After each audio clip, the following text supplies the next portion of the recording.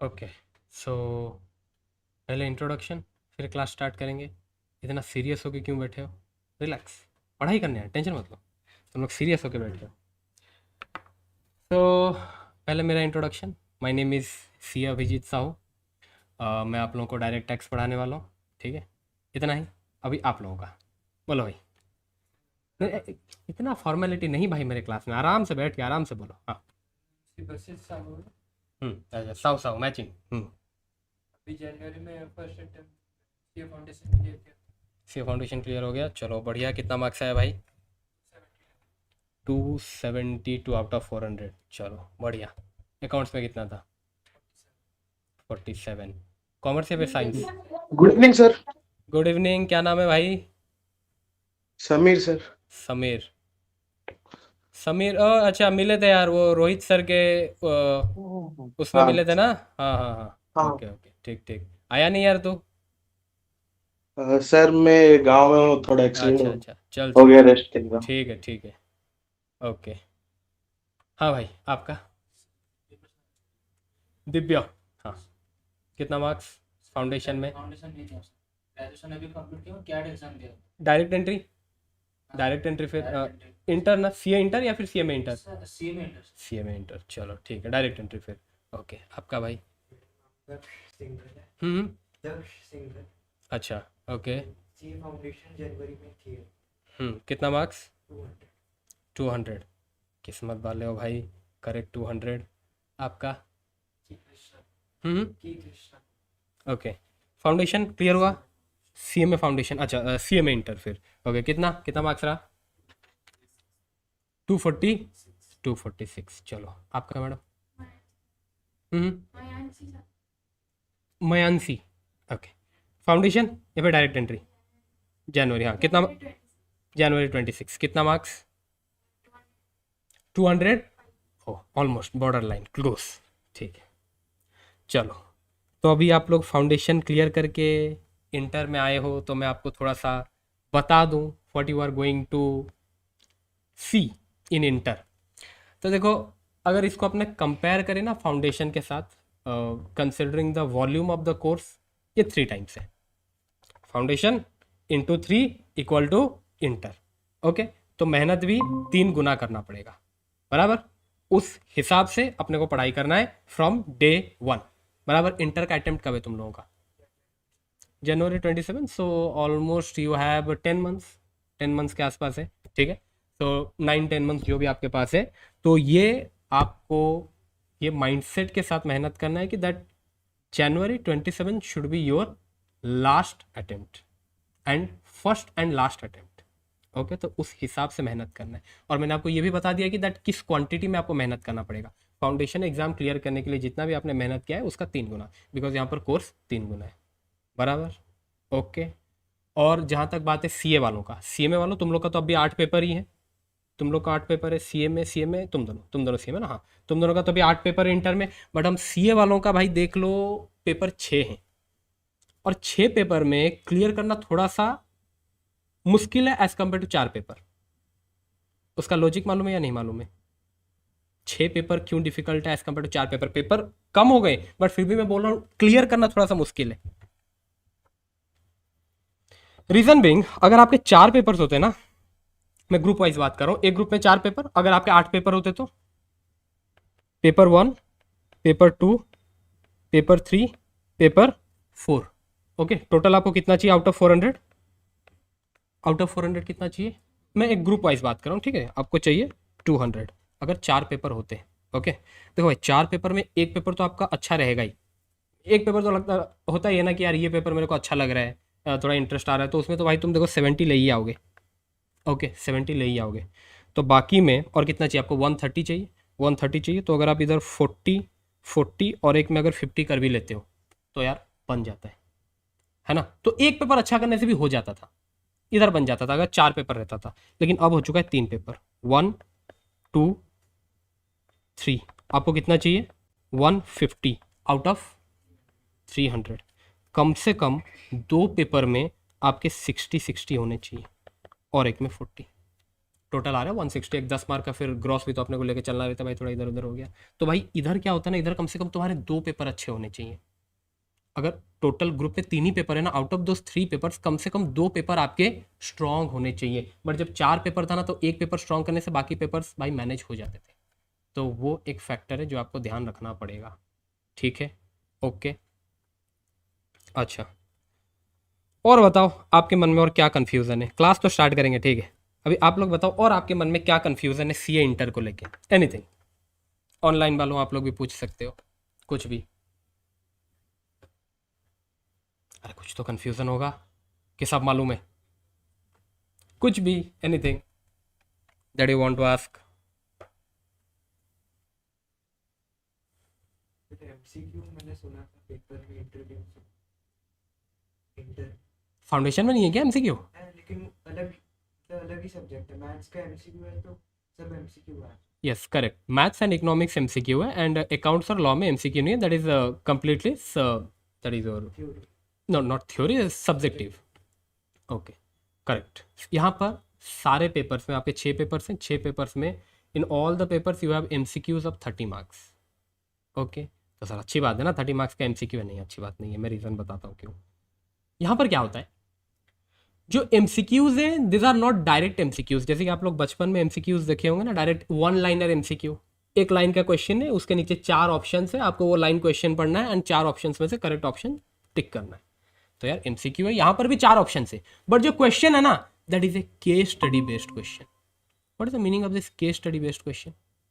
एक case study रहेगा, it can be of half page और वन पेज, वन पेज का एक केस स्टडी रहेगा। अच्छा, केस स्टडी तो आप लोग लॉ में देखे होंगे ना, लॉ में जिस तरह से केस स्टडीज था ना वैसा एक केस स्टडीज रहेगा। ओके, अब वो एक पेज का केस स्टडी है, उस केस स्टडी को पढ़ के उस केस स्टडी के रिलेटेड 4 क्वेश्चन होंगे और हर एक क्वेश्चन के अंदर 4 ऑप्शन होंगे।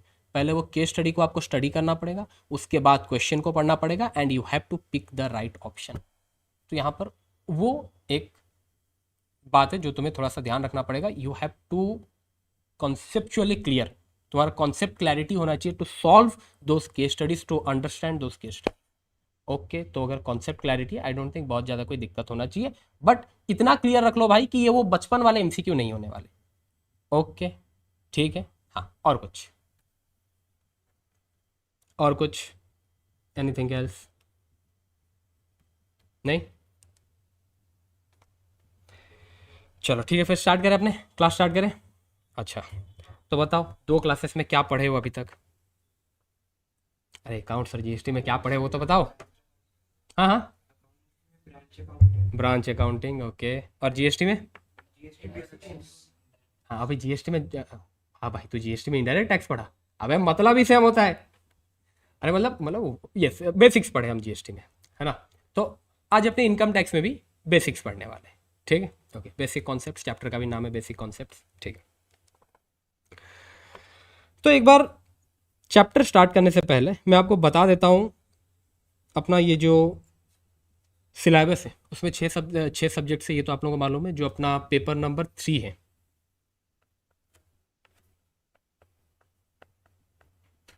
पेपर 3, अब इसके 2 पार्ट्स हैं। Part A is your income tax and part B is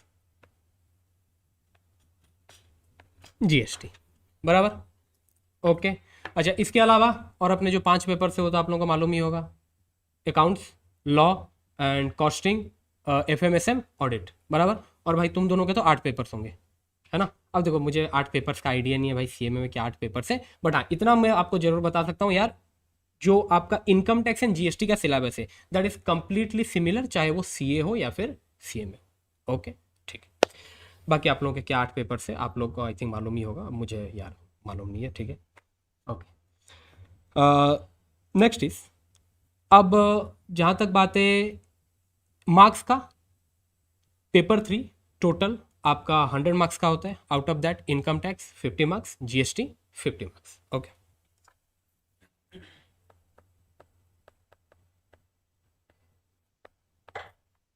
income tax 50 marks and GST 50 marks. अब जीएसटी का जिम्मेदारी रोहित सर के ऊपर है, इनकम टैक्स की जिम्मेदारी मेरे ऊपर है, बराबर। ओके, तो अब अपने बात करते हैं ये जो इनकम टैक्स का 50 मार्क है ना, जरा इसके ऊपर बात करते हैं। Income tax 50 marks. अब जैसे कि भाई अभी मैंने बताया ये जो पूछ रहा था एमसीक्यू के बारे में, that there will be 30 marks of MCQs. Okay, out of 100 30 marks का एमसीक्यू है, तो आउट ऑफ 50 एमसीक्यू होने वाला है 15 मार्क्स का। फ्रॉम इनकम टैक्स आपको 15 मार्क्स का एमसीक्यू आएगा एंड रिमेनिंग 35 मार्क्स का आपका सब्जेक्टिव क्वेश्चन होने वाला है। ठीक है, सो ये 50 मार्क्स को हम दो पार्ट में डिवाइड कर सकते हैं। एक तो हो गया तुम्हारा 15 मार्क्स का एमसीक्यू और एक 35 मार्क्स का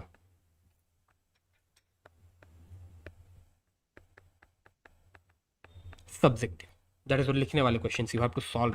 ओके, अच्छा, अब जहां तक बात है ये एमसीक्यूज का, मैंने आपको अब भी बताया that this MCQs will be case study based MCQs. Okay, ये वन लाइनर एमसीक्यूज नहीं होने वाले। तो अब ये जो एमसीक्यूज वाला पार्ट है ना, ये एमसीक्यूज वाला पार्ट हम सॉल्व करने वाले हैं after completing the entire course. Okay, क्योंकि रीजन बीइंग यहाँ पर जो एमसीक्यूज रहते हैं ना, ऐसा नहीं होता कि सिर्फ एक कॉन्सेप्ट के ऊपर आपको क्वेश्चन पूछेगा।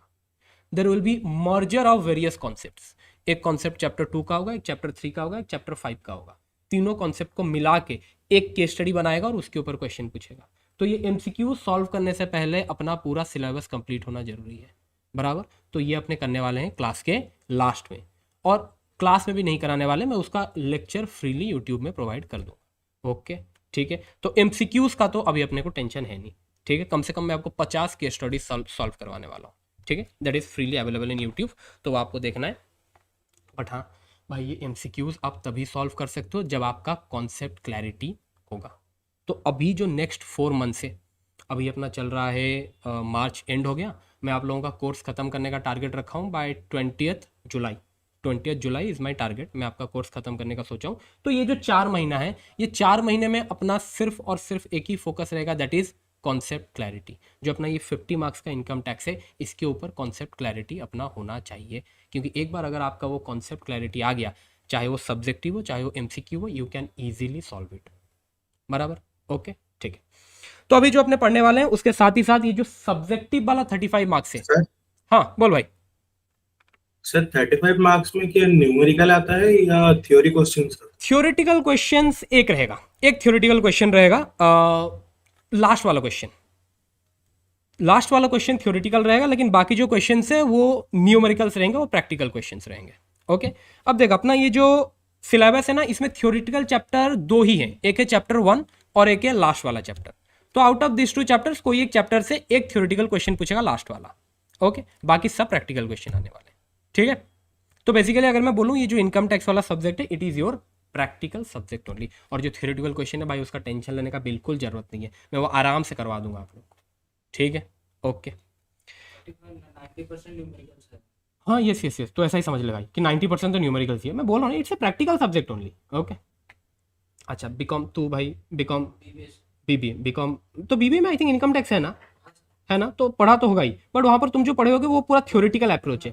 हाँ पूरा बेसिक था सर। हाँ, पूरा बेसिक होगा and that is completely theoretical, but नहीं, यहाँ पर हम पूरा प्रैक्टिकल अप्रोच से पढ़ने वाले हैं। हर जगह मैं आपको प्रैक्टिकल एग्जाम्पल्स के साथ बताऊंगा कि यार प्रैक्टिकली हम इस टाइप के सिचुएशंस के साथ कैसा डील करते हैं। ओके, ठीक है, तो यहाँ तक क्लियर। तो अभी अपना टारगेट क्या है? अभी अपना टारगेट है concept clarity and to have a good grip on this 35 marks. Okay, तो अभी जो सब्जेक्टिव 35 मार्क्स है, अभी सब्जेक्टिव 35 मार्क्स के ऊपर अच्छा ग्रिप तभी आएगा जब हम बहुत सारे सब्जेक्टिव क्वेश्चंस प्रैक्टिस करेंगे। ठीक है,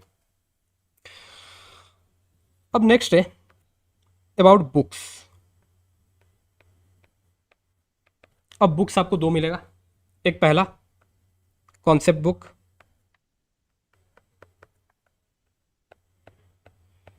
एक बार इसका चेहरा मैं आपको दिखा देता हूं। जो लास्ट बैच का मेरा बुक था वो कुछ ऐसा था, पार्ट 1। मैं कॉन्सेप्ट बुक का आपको पार्ट 1 और पार्ट 2 दिखा रहा हूं। दिस इज पार्ट 1, एक second,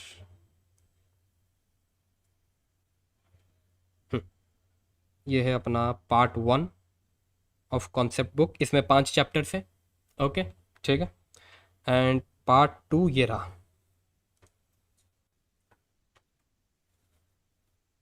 this is part 2। Okay, और यहाँ पर रिमेनिंग चैप्टर्स है, टोटल आपके 13 चैप्टर्स है। ओके, 5 है पार्ट 1 में और जो रिमेनिंग है वो पार्ट 2 में। ठीक, अच्छा। अब लेकिन ये जो बुक्स है ये पूरा ब्लैक एंड वाइट है, बट आप लोगों का अटेम्प्ट के लिए मैं थोड़ा सा कलर बुक्स आप लोगों को देना चाहता हूँ। ऑलरेडी उसका डिजाइनिंग स्टार्ट हो चुका है, बट कंप्लीट होने में थोड़ा सा टाइम लगेगा, कुछ ऐसा है। सब कुछ सेम है, बस थोड़ा सा मैंने कलर मार दिया है। ओके, बाकी सब कुछ सेम है। ओके, ये देखो, ठीक है। तो आप लोगों को ऐसा कलर बुक मिलेगा, ठीक है, थोड़ा सा उसमें टाइम लगेगा। सो एक हो गया आप लोगों का कॉन्सेप्ट बुक, जो आएगा 2 पार्ट में, पार्ट 1 पार्ट 2 मैंने आपको दिखा दिया, ठीक है। Next is your question book. Question book में क्या होंगे भाई? क्वेश्चंस होंगे। क्वेश्चन बुक में क्वेश्चंस होंगे, ऑब्वियसली बात है यार। तुम लोग इतना टेंशन में मत बैठो। पता है दिक्कत क्या है? देखो, मेरा जो क्लास होता है ना, वो मतलब एकदम हंसी खुशी वाला क्लास होता है। तुम लोग जो इतना टेंशन में बैठे हो, तुम लोग को देख के मेरे को ज्यादा टेंशन हो रहा है। इतना टेंशन में मत बैठो, रिलैक्स भाई यार, आराम से यार, पढ़ाई करके जाएंगे एकदम एंजॉय। ओके, अच्छा, next is your question book. अब क्वेश्चन बुक जो है वो भी 2 पार्ट में ही रहेगा। दैट जो पार्ट 1 वाला कॉन्सेप्ट बुक है उसके जो क्वेश्चन है वो एक पार्ट में आएगा, एंड पार्ट 2 वाला जो बुक है उस चैप्टर के जो क्वेश्चन है वो और एक पार्ट में आएगा, ठीक है। अब यहाँ पर जो क्वेश्चंस है, ये क्वेश्चंस में लाया कहाँ से हूँ? ये जो क्वेश्चंस है, all this questions are from ICI, RTP, MTP and past exams. हमारे इंस्टीट्यूट के, अच्छा, इंस्टीट्यूट का RTP MTP आता है, आप लोगों को मालूम है, वो तो मालूम ही होगा। तो हमारे इंस्टीट्यूट का जो RTP MTP and past paper के जो क्वेश्चंस है, उन पेपर्स को कंबाइन करके मैं ये क्वेश्चन बैंक बनाया, बराबर। And those questions are most important for you, क्योंकि there is very high chance कि मे भी शायद हमारे क्वेश्चन बैंक से कोई एक क्वेश्चन आपके एग्जाम में एज इट इज रिपीट भी हो सकता है। ओके, तो क्वेश्चंस, जो भी क्वेश्चंस अपने करने वाले हैं वो ICI के ही क्वेश्चंस हैं। ओके, अच्छा, लेकिन एक सेकंड सर, इधर ICI का RTP MTP पास्ट पेपर तो कवर हो गया, ICI के स्टडी मटेरियल के क्वेश्चंस क्या वो भी कवर होंगे? नहीं, वो कवर नहीं होंगे। तो सर वो करेंगे या नहीं करेंगे? बिल्कुल करेंगे। ICI के स्टडी मटेरियल के क्वेश्चंस भी मैं आपको कराऊंगा, बट उसको मैंने क्वेश्चन बैंक में कवर नहीं किया। मैं रीजन बताता हूँ। भाई, ICI का स्टडी मटेरियल तुम लोग खरीदने वाले हो, खरीदने वाले हो कि नहीं खरीदने वाले? ऑब्वियस सी बात है, जब रजिस्ट्रेशन करोगे तो वो फोकट में मिलता है, उसके लिए पैसा नहीं देना पड़ता। तो अगर वो स्टडी मटेरियल तुम्हारे पास है, फिर पेपर क्यों वेस्ट करना?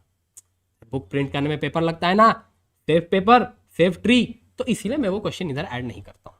ओके, मैं किसी भी बैच में अभी तक वो क्वेश्चन मैंने ऐड नहीं किया, बट वो क्वेश्चन मैं कराता हूँ, सारे स्टडी मटेरियल के क्वेश्चन कराता हूँ, बट उसको मैं क्वेश्चन बैंक में ऐड नहीं करता, क्योंकि वो तो है ही ना आपके पास। क्यों मैं उसी को सेम चीज को दोबारा प्रिंट करके आप लोगों को दूँ? ओके, और जहां तक बात है भाई तुम CMA वालों का, this questions are more than sufficient.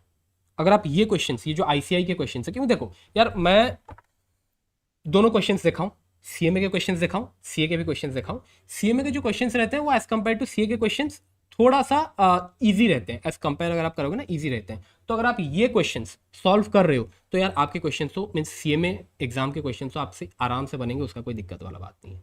Okay, ठीक है, चलो, तो बुक्स का क्लियर हो गया। ओके, अच्छा, ये जो क्वेश्चन बुक है इसमें सिर्फ और सिर्फ आपके सब्जेक्टिव क्वेश्चंस होने वाले हैं, MCQs नहीं। ओके, MCQ वाला जो पार्ट है उसका मैं एक PDF आपको दे दूंगा, ठीक है। मींस MCQ वाला जो क्वेश्चन है वो सब तो मैं YouTube में ही सॉल्व कराऊंगा, उसके वीडियोस YouTube में अवेलेबल रहेंगे, तो उसका मैं PDF आप लोगों को दे दूंगा। चाहिए तो आप लोग प्रिंट निकाल लेना, अगर जरूरत नहीं है तो आप वो PDF को भी रेफर करके पढ़ सकते हो, वो आपके ऊपर है, ठीक है। अगेन, ये जो MCQs है ये सभी ICI के ही MCQs होने वाले हैं। मैं अपने मन से, अपने घर से लाके कुछ नहीं दे रहा हूँ भाई, जो ICI का है बस उसको थोड़ा सा अच्छे से अरेंज करके आप लोगों को दे रहा हूँ, बराबर, ठीक है। ओके, चलो, बुक्स का हो गया। तो अभी एक बार चैप्टर अपने स्टार्ट करते हैं भाई अपना, ठीक है। चलो, चैप्टर है अपना बेसिक कॉन्सेप्ट्स का।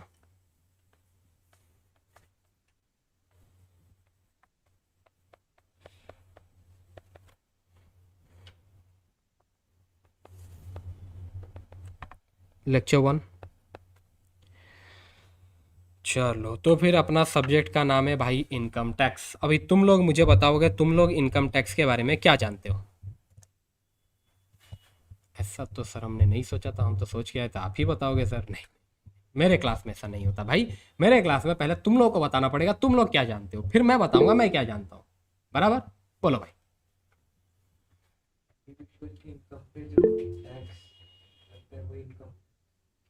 इंडिविजुअल के इनकम इंडिविजुअल के इनकम पे जो टैक्स हम लेते हैं that is your income tax. It means you are saying that हम। सर मैं आई हाँ बोल भाई। सर एक compulsory extraction by the government from the public person to his legislative authority. वाह भाई, कहाँ से रटा है ये, मजा आया सुन के। अरे सर भाई बीकॉम यार, बुक। अरे वाह वेरी गुड। चलो ये मुझे अच्छा लगा, मतलब अच्छा लड़का है, एकदम सच्चाई बता दिया, बीकॉम के बुक से रटा हूँ। भाई सुन, ये सब रटा रटाया डेफिनेशन नहीं है ना, ठीक है। ऐसा मतलब जो भाई तू जानता है वो बता, ये रटा रटाया नहीं। हाँ भाई तू बोल रहा था दैट इज इंडिविजुअल के इनकम के ऊपर जो टैक्स का कलेक्शन होता है that is your income tax. So you are saying कि इनकम टैक्स सिर्फ एक इंडिविजुअल को देना रहता है। क्या एक कंपनी इनकम टैक्स नहीं देती? क्या एक पार्टनरशिप फर्म इनकम टैक्स नहीं देती? वो तो सर मालूम नहीं है, देती है भाई। ओके, ऐसा नहीं है कि इनकम टैक्स सिर्फ और सिर्फ एक इंडिविजुअल से कलेक्ट किया जाता है, सबसे कलेक्ट किया जाता है। It can be A company, it can be A partnership firm. Okay ठीक है, चलो और कुछ। हाँ भाई तुम तब से चुपचाप बैठे हो, अब तुम कुछ बोलोगे। जो इनकम के ऊपर देते हैं, मतलब एक टैक्स स्लैब, मतलब इनकम का स्लैब होता है, उसमें क्रॉस करने में जो आता है, अगर हम उस स्लैब में आते हैं तो टैक्स देना there is a limit, you are saying there is a limit. अगर वो लिमिट को हम क्रॉस करते हैं in that case we have to pay tax, correct? Okay. भी शिफ्ट नहीं कर सकते। वो रोहित सर बताए होंगे ना, वो रोहित सर बताए होंगे। इकोनॉमिक्स अच्छा इकोनॉमिक्स में पढ़ा था, अच्छा अच्छा। हाँ भाई कोई कुछ सर बोल रहा था ऑनलाइन में। हाँ sir tax is charged on the income gains and profit from the persons. Tax is charge on income, profit और gain of a person. Okay चल तूने ये तो सही बोला, person, correct. That amount collected on income of a person, एक person है उसको इनकम हो रहा है, अब उसको अपने इनकम के ऊपर टैक्स देना पड़ेगा, that is your income tax. बराबर, ठीक है। अभी इसको बहुत डिटेलिंग में पढ़ेंगे, ये तो मैंने आपको एक बहुत रॉ और एक बहुत सिंपल डेफिनेशन बताया, ठीक है। चलो इनकम टैक्स के ऊपर तो हम जाएंगे यार, वो दूसरी बात है। मुझे एक बात बताओ यार, हम टैक्स ही क्यों दे रहे हैं? Why we are paying tax?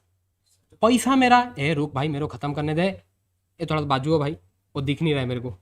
अबे इधर हो जा, अंदर हो जा, अंदर हो जा, अंदर अंदर। हाँ ओके बराबर। हाँ सुनो, पैसा मेरा, खून पसीने की मेहनत मेरी, मैं पैसा दूं मोदी जी को, क्यों? वाई, क्यों दूं भाई पैसा मैं? सर गवर्नमेंट को भी खर्चा पानी निकालना है। हाँ कौन सा खर्चा अपने, करप्शन वाला? क्यों पैसा दूं मैं? वाई? कहा अब भी मैं गाड़ी चला गया खड्डे में गिर गया, कौन सा infrastructure? Yes you are correct, infrastructure. हालांकि ठीक है वो हमें मिलता नहीं है क्योंकि आधा पैसा तो करप्शन में चला जाता है, that is a different thing. क्या मिलता है? सब्सिडीज मिलता है, उसके लिए हमसे टैक्स लेते हैं। हाँ ये तो दुख की बात है यार, कोई बात नहीं, मैं समझ सकता हूँ तेरा दुख, ठीक है correct. We are paying tax because we are living in this society. एक बात बताओ, तुम अगर किसी के घर में रेंट में रहते हो उसको रेंट पे करते हो या नहीं पे करते? तो ऐसा समझो ये जो इंडिया है ना, ये इंडिया गवर्नमेंट का है, गवर्नमेंट ऑफ इंडिया का ये जगह है इंडिया। ओके तो तुम अगर यहाँ पर रह रहे हो, तुम्हें गवर्नमेंट ऑफ इंडिया को एक रेंट पे करना पड़ता है, and that rent is your tax, that rent is your tax. India में रहने के लिए तुम्हें रेंट पे करना पड़ता है। क्या बात कर रहे हो सर, अपने को तो मालूम ही नहीं था। मालूम करो। ओके समझ लो भाई, इंडिया में रहने के लिए तुम्हें रेंट पे करना पड़ेगा, and that rent is your tax, correct. या फिर इसको मैं समराइज वे में अगर एक लाइन में बोलूं, cost of living in the society. इस सोसाइटी में रहने के लिए तुम्हें जो कॉस्ट पे करना पड़ता है that is your tax. And as जैसे आप लोगों ने बोला, अगर हम टैक्स पे करते हैं तो सर उसके बदले में हमें मिल क्या रहा है? तुम्हें मिल रहा है एक अच्छा एनवायरनमेंट रहने के लिए, अच्छा road, dam, defence facility, education facility, medical facility मिल रहा है। अब बुक में लिखा हुआ है मिल रहा है, बाकी आगे का तो मालूम है तुम लोग को क्या कैसा मिल रहा है, बट मिल तो रहा है, ऐसा तो बुक में लिखा गया है। ओके ठीक है, इतना क्लियर, इतना क्लियर अभी तक? ओके ठीक है। सो टैक्स क्या है? अगर अपने एक लाइन में बोले, cost of living in the society. Society में रहने के लिए हमें जो खर्चा, हमें जो कॉस्ट देना पड़ रहा है that is your tax, correct. आगे बढ़े, ओके ठीक है। तो इतना लिख लेते हैं भाई, टैक्स इज योर, अच्छा एक सेकंड, नहीं नहीं नहीं नहीं नहीं नहीं नहीं, सुनो सुनो, ऐसा नहीं ऐसा नहीं ऐसा नहीं होता भाई, नहीं वो तुम लोग क्लास 12 वाला स्टार्ट मत करो कि जो टीचर लिखा तो अपने लिखेंगे, नहीं ऐसा नहीं होता है स्कीम। सुनो इधर क्या होता है, देखो भाई इधर मैं जो भी लिखा रहा हूँ ना वो सब कुछ तुम्हारे नोट्स में लिखा ही हुआ होगा, ओके ठीक है। बट जैसे ही हम आगे बढ़ेंगे ना, क्योंकि देखो अभी तो बहुत बेसिक पार्ट्स है, बट जैसे ही हम आगे बढ़ेंगे मुझे बहुत सारे जगह में आपको बहुत सारे प्रैक्टिकल एग्जाम्पल्स देने पड़ेंगे, बहुत सारे डायग्राम्स बनाने पड़ेंगे, ओके बहुत सारे प्रैक्टिकल एग्जाम्पल्स दूंगा मैं, डायग्राम्स बनाऊंगा, ताकि तुम एक मैटर को और प्रैक्टिकली समझ पाओ। वो सब चीज़ें तुम्हें लिखना है, ये नहीं कि मैं जो लिख रहा हूँ सब कुछ तुम्हें लिखना है, समझ रहे हो?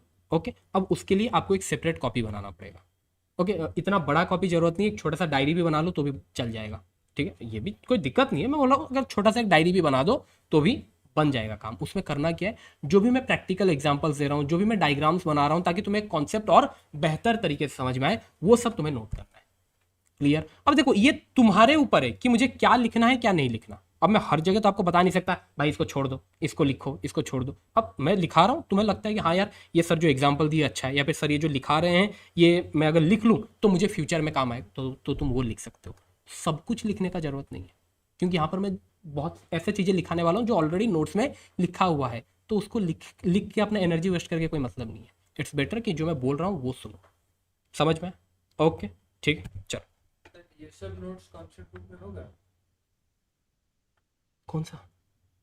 बुक प्रोवाइड करेंगे। अबे ये कॉन्सेप्ट नोट ही है, अरे उसका बस मैंने 5 पेज दिया है स्टार्टिंग का, ये देख देख सेम है, चेक कर, सेम सेम है ना? ओके मतलब पूरे बुक का मैं 5 पेज दिया हूं आज। Okay so tax is cost of living in society, cost of living in society, society में रहने के लिए तुम्हें जो कॉस्ट पे करना पड़ता है दैट इज योर टैक्स, ठीक है? ओके अब नेक्स्ट, अब ये बात तो रोहित सर आपको ऑलरेडी बता चुके होंगे, हमेशा ऐसा होता है रोहित सर पहले बता देते हैं, उनका पहला क्लास रहता है, नेक्स्ट टाइम से मैं अपना क्लास पहले रखूंगा। टैक्स होता है 2 टाइप का, एक होता है डायरेक्ट टैक्स और एक होता है इनडायरेक्ट टैक्स। रोहित सर बताए होंगे, हाँ कि नहीं बोल रहे हो, है ना? हाँ ओके।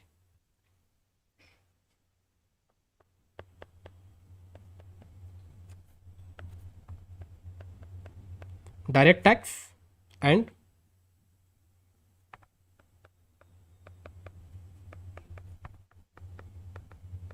इनडायरेक्ट टैक्स, बराबर। लेकिन सर आप तो इनकम टैक्स के बारे में हम मतलब पढ़ाने वाले थे, तो ये डायरेक्ट टैक्स इनडायरेक्ट टैक्स कहाँ से आ गया, इनकम टैक्स किधर गया? देखेंगे देखेंगे, पता नहीं किधर गया, देखेंगे। अभी सुनो, आपको क्या लगता है डायरेक्ट टैक्स का मतलब क्या होगा? मीन्स ये वर्डिंग सुन के आपके माइंड में क्या पिक्चर आ रहा है? Direct tax indirect tax, directly हमसे ले लेंगे। Direct tax which are paid directly from the pocket. बस वेरी गुड, यही तो चाहिए था। जो टैक्स हम डायरेक्टली कलेक्ट कर रहे हैं, घुमा फिरा के नहीं, सीधा निकाल पैसा निकाल, डायरेक्टली टैक्स कलेक्ट किया जा रहा है। इनडायरेक्ट टैक्स घुमा फिरा के किसी का टैक्स लेकिन दे कोई और ही रहा है, that is your indirect tax. Okay okay ठीक है, अभी एग्जांपल से समझेंगे, अभी एग्जांपल समझेंगे। ये तो मैं बस आपको ये बता रहा हूँ कि यार अगर एक अनपढ़ आदमी इसको प्लेन रीडिंग करता तो उसको क्या समझ में आता? डायरेक्ट टैक्स यार इसको डायरेक्टली ले रहे होंगे, इनडायरेक्ट टैक्स यार इसको घुमा फिरा के ले रहे होंगे, बराबर। ओके चलो एक एग्जाम्पल लेते हैं डायरेक्ट टैक्स का। यहां पर है भाई मिस्टर ए। मिस्टर ए कौन है? एक भारतवासी, इंडिया का जिम्मेदार नागरिक, ठीक है। अब भाई का जो इनकम है, भाई का इनकम है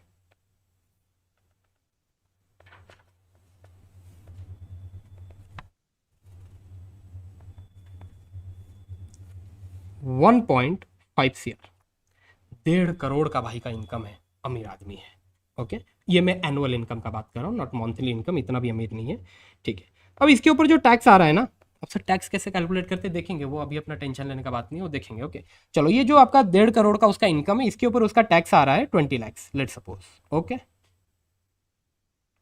20 लाख। इनकम किसका है? इनकम किसका है? Mister A. टैक्स कौन देगा? मिस्टर ए ही देगा। किसको टैक्स देगा? मोदी जी को, ओ सॉरी गवर्नमेंट को।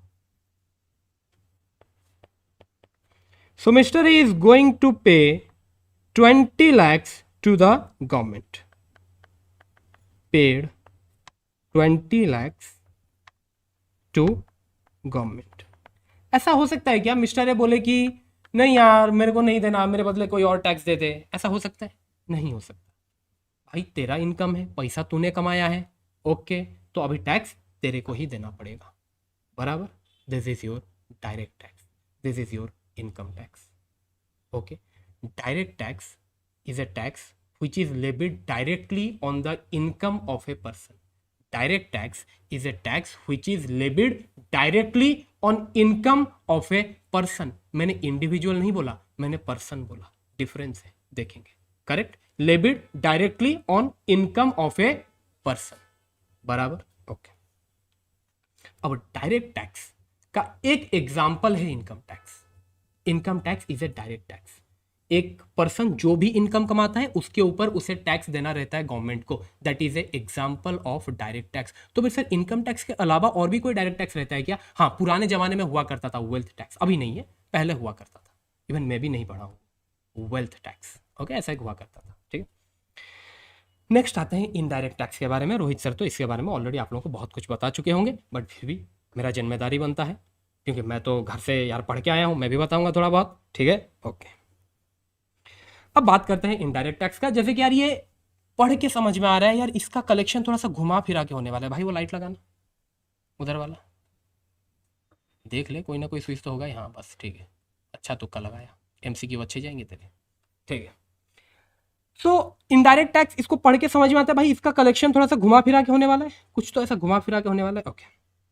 सबसे पहले तो ये समझो भाई, डायरेक्ट टैक्स लगता है लोगों के इनकम के ऊपर, लोगों के वेल्थ के ऊपर, okay. Direct tax. Indirect tax is levied on goods and services. Indirect tax is charge on goods and services. Clear? अब गुड्स एंड सर्विसेज के ऊपर ये कैसे चार्ज किया जाता है इसको एक एग्जांपल से समझते हैं, ठीक है. मेरे को खरीदना था एक लैपटॉप, मेरे को एक लैपटॉप खरीदना था, ठीक है.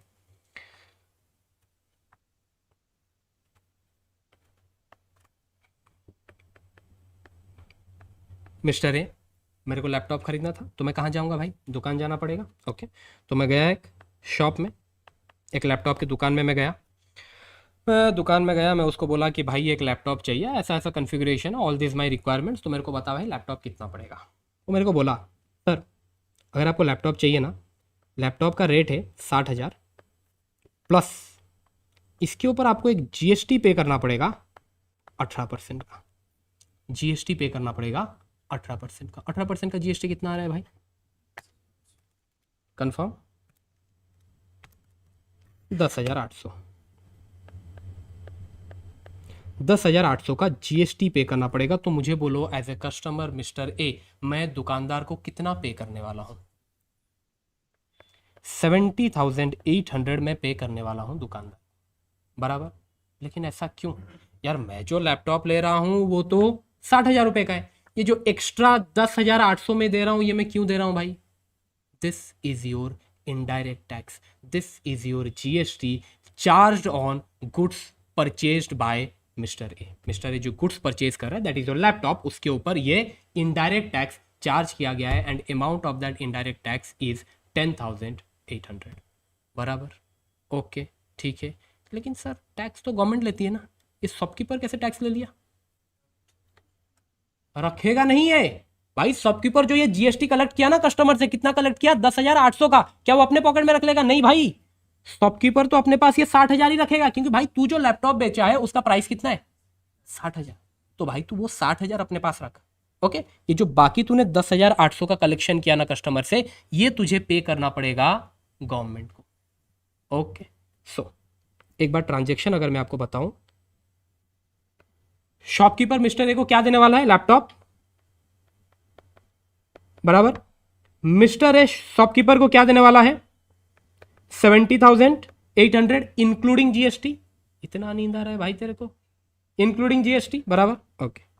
अब शॉपकीपर के पास कितना है? 70,800, उसमें से 60,000 तो उसके है भाई, वो तेरा हक का है, तू रख. लेकिन जो बाकी 10,800 है ये भाई GST का पैसा है, तेरा पैसा नहीं है. ये तुझे पे करना पड़ेगा गवर्नमेंट को while filing your GST return, okay. अब इधर है गवर्नमेंट। अब ये जो शॉपकीपर है ये गवर्नमेंट को पे करेगा, कितना पे करेगा ना, 10,800 पे करेगा in the form of GST. क्या ये समझ में आया? ओके, तो मुझे बताओ भाई पैसा किसका है? मीन्स ये जो टैक्स का पैसा है 10,800, ये जो टैक्स का पैसा है ये पैसा किसका है? किसके पॉकेट से ये पैसा निकला है? मिस्टर ए के पॉकेट से ये पैसा निकला है। बट क्या गवर्नमेंट डायरेक्टली मिस्टर ए से पैसा ले रही है? नहीं, बीच में एक मिडिल मैन आया, shopkeeper, that's why it is your indirect tax. घुमा के थोड़ा सा पैसा का कलेक्शन किया जा रहा है, बराबर। अब अच्छा मुझे एक बात बोलो, यहां पर पेमेंट कौन कर रहा है टैक्स का? Who is paying the tax? Who is paying the tax to the government? Shopkeeper. But क्या बर्डन उसके ऊपर आ रहा है? नहीं आ रहा है भाई, उसके ऊपर बर्डन है ही नहीं, वो तो कस्टमर से लाया इधर दिया। तो यहां पर टैक्स बर्डन को शिफ्ट किया जा सकता है। मैं बात कर रहा हूं इनडायरेक्ट टैक्स का। क्या डायरेक्ट टैक्स में टैक्स बर्डन हम शिफ्ट कर सकते हैं? कर सकते थे क्या? भाई मिस्टर ए का इनकम ना, तेरा इनकम है ना 1.5 करोड़ का, तो अभी टैक्स तू ही भरेगा। टैक्स बर्डन शिफ्ट नहीं हो सकता डायरेक्ट टैक्स में। इनडायरेक्ट टैक्स में शॉपकीपर अपना टैक्स बर्डन शिफ्ट कर रहा है कस्टमर के ऊपर। क्लियर? क्लियर यहां तक? आगे बढ़े। ओके, कुछ पूछना है यहां तक? हाँ, शॉपकीपर उसका भी तो इनकम से डायरेक्ट टैक्स देता होगा सर। वो अपने इनकम के ऊपर डायरेक्ट टैक्स देता होगा, इनकम टैक्स देता होगा, बिल्कुल देता होगा भाई, उसका बिजनेस इनकम है, वो तो एक अलग बात है, वो तो देता ही होगा। मीन्स शॉपकीपर फिर दो टैक्स पेमेंट करके चलेगा। एक तो इनडायरेक्ट टैक्स जो वो कलेक्ट कर रहा है अपने कस्टमर से, और एक अपने बिजनेस इनकम के ऊपर डायरेक्ट टैक्स भी देके चलेगा जो उसको अपने पॉकेट से देना पड़ेगा, बराबर। ओके, और कुछ? आगे बढ़े। कंफर्म? ठीक है।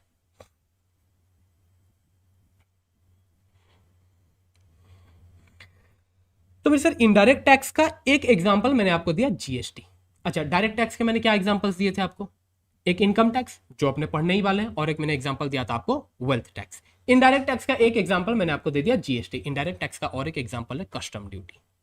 कस्टम ड्यूटी जो आपके इंटर में नहीं है, वो है आपके फाइनल लेवल में। ओके, फाइनल लेवल में आप कस्टम ड्यूटीज के बारे में पढ़ने वाले हैं। बट भाई सीएमए वालों, तुम लोगों का इंटर में ही कस्टम ड्यूटी है। तुम दोनों हो ना सीएमए वाले? हाँ, तुम लोगों का इंटर में ही कस्टम ड्यूटी है। बट भाई तुम सीए वालों, तुम लोग का फाइनल में कस्टम ड्यूटी है। ठीक है, ओके, चलो।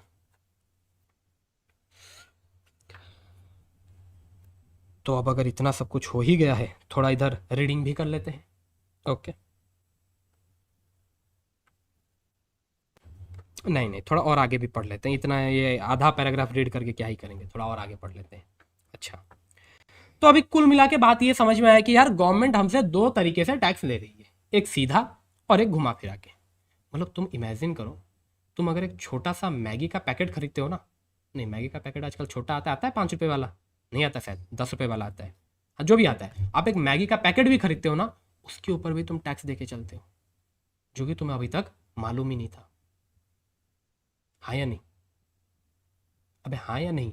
हाँ, मालूम नहीं था। हाँ, अरे वो तो क्या तू पढ़ लिया, तेरे को ये सब थोड़ी मालूम था। थोड़ा तो क्रेडिट दे, मैं तब से भूख रहा हूँ यार। थोड़ा तो हाँ सर मालूम नहीं था, आपने बताया, थोड़ा तो क्रेडिट दे भाई मेरे को। हाँ, ओके। तो अभी तक आप लोग इनडायरेक्ट टैक्स पे किए, क्योंकि अभी तक आप लोगों का इनकम आया नहीं। कल को जब आप इनकम कमाओगे तब आप डायरेक्ट टैक्स भी दोगे। ओके, ठीक है, चलो ये सब तो हो गया। अच्छा, ये भी हम डिस्कस कर चुके हैं that why we are paying tax to the government. क्यों दे रहे हैं भाई टैक्स टू द गवर्नमेंट? क्यों दे रहे हैं जो हम आ रहे हैं उससे। भाई? ये सोसाइटी में रह रहे हो तो तुम्हें पे करना पड़ेगा टैक्स, बराबर। और गवर्नमेंट को जो टैक्स दे रहे हैं उसके बदले में हमें क्या मिल रहा है? Medical facility, your education facility, defence, good good road, dam, all this infrastructure facility. Okay, ठीक, ये तो अपने ऑलरेडी डिस्कस कर चुके हैं। ठीक है, नाउ नेक्स्ट थिंग इज, मैं कल को सुबह सुबह तुम्हारे घर के आगे पहुंचूं और बेल बजाऊं और बोलूं निकाल 5,000 रुपया, तुम दे दोगे? नहीं दोगे सर, अभी तक इतना जान पहचान हुआ नहीं है, कल को हो जाएगा तो दे भी देंगे। ऑब्वियस सी बात है, नहीं देने वाले यार। कोई अनजान तुम्हें आके पैसा मांगेगा, तुम दे दोगे क्या? अब भीख के हिसाब से मांगेगा, that is a different thing. But अगर कोई अनजान तुमसे मांग रहा है कि यार मेरे को तू दे भाई, इतना पैसा दे, तुम दे दोगे क्या? नहीं दोगे। तो गवर्नमेंट जब तुमसे पैसा मांग रहे, तुम दे रहे हो। When government is asking for your tax, you are paying tax to the government. क्यों भाई? क्यों भाई? क्या गवर्नमेंट के पास पावर है तुमसे टैक्स कलेक्ट करने के लिए? अरे ये भी तो सोचना पड़ेगा। We are paying tax to the government, but क्या गवर्नमेंट के पास पावर है टैक्स कलेक्ट करने का? हाँ होगा सर, शायद है। Yes, government has the power to collect tax, and that power is provided to the government by entry number 82 of union list. Entry number 82 of union list. Entry number 82 of union list, अगर आप लोग याद करो, एक subject अपने पढ़ते थे ना 7-8 में, पॉलिटिकल साइंस करके। पॉलिटिकल साइंस में आप लोग पढ़े होंगे 3 टाइप का लिस्ट रहता है, यूनियन लिस्ट, स्टेट लिस्ट और एक कॉन्करेंट लिस्ट। अगर वो पढ़ाई जल ना गया हो तो याद है कि जल गया रे? हाँ, कहाँ पढ़े थे? कोविड के टाइम पढ़े थे? अरे अरे, कोविड वाला बैच छोड़ो छोड़ो। ओके ओके, ठीक है। तो वो 3 टाइप का लिस्ट रहता है ना, union list, state list, concurrent list. उसका क्या सिस्टम रहता है मालूम है? यूनियन लिस्ट में जो भी मैटर्स है उनके ऊपर डिसीजन कौन लेने वाला है? सेंट्रल गवर्नमेंट डिसीजन लेने वाला है। स्टेट लिस्ट में जो भी मैटर्स है उनके ऊपर डिसीजन कौन लेने वाला है? स्टेट गवर्नमेंट डिसीजन लेने वाला है। And what about concurrent list? Concurrent list में जो भी मैटर्स है उसके ऊपर डिसीजन लेता है central as well as state government. तो यूनियन लिस्ट का एंट्री नंबर 82 गवर्नमेंट को पावर देता है to collect tax on income of a person. Entry number 82 of union list give power to the government to collect tax on income of a person। तो मुझे बोलो यार, 2 चीजें यहां पर मैंने लिखा, गवर्नमेंट को पावर मिल रहा है to collect tax on income of a person. ये जो गवर्नमेंट है, ये गवर्नमेंट किस टाइप का गवर्नमेंट होगा? सेंट्रल गवर्नमेंट होगा या फिर स्टेट गवर्नमेंट होगा? अगर मैं यूनियन लिस्ट के एंट्री नंबर 82 का बात कर रहा हूँ, ऑब्वियस सी बात है ये सेंट्रल गवर्नमेंट होने वाला है, बिकॉज यहाँ पर यूनियन लिस्ट है। So central government has the power to collect tax on income of a person, to collect tax on income of a person. Tax on income of a person किस type का tax है ये? मैं GST का बात कर रहा हूँ या इनकम टैक्स का बात कर रहा हूँ? मैं जीएसटी का बात कर रहा हूँ या इनकम टैक्स का बात कर रहा हूँ? Tax on income of a person, it's a income tax, it's a direct tax.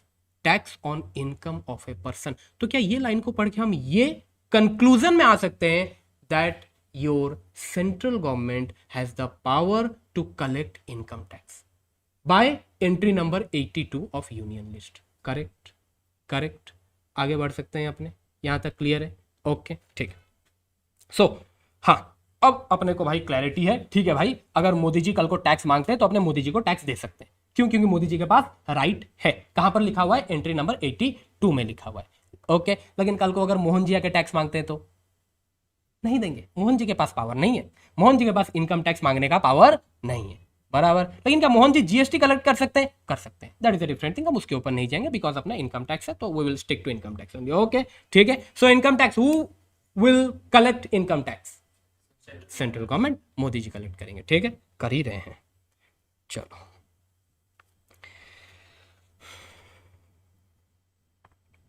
लेकिन यार एक बात है, बिल्कुल आप एक पर्सन के इनकम के ऊपर टैक्स कलेक्ट कर सकते हो as a central government. You have the right to collect tax on income of a person, but other than agricultural income.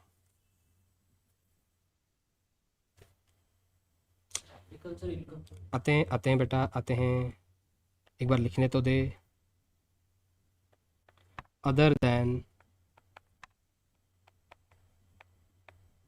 Agricultural income. हाँ भाई, बोल, क्या हुआ? कौन बोल रहा था? हाँ, एग्रीकल्चर के ऊपर तो इनकम टैक्स तो कलेक्ट तो नहीं करते हैं। हाँ वही तो मैं बोल रहा हूँ ना, that's why I have written other than agricultural income. आप एक पर्सन के इनकम के ऊपर टैक्स कलेक्ट कर सकते हो as a central government, but that income should not include your agricultural income. Mean central government agricultural income के ऊपर तो टैक्स कलेक्ट नहीं कर सकती, बिकॉज एग्रीकल्चरल इनकम के ऊपर टैक्स कलेक्ट करने का राइट सेंट्रल स्टेट गवर्नमेंट को दिया गया है।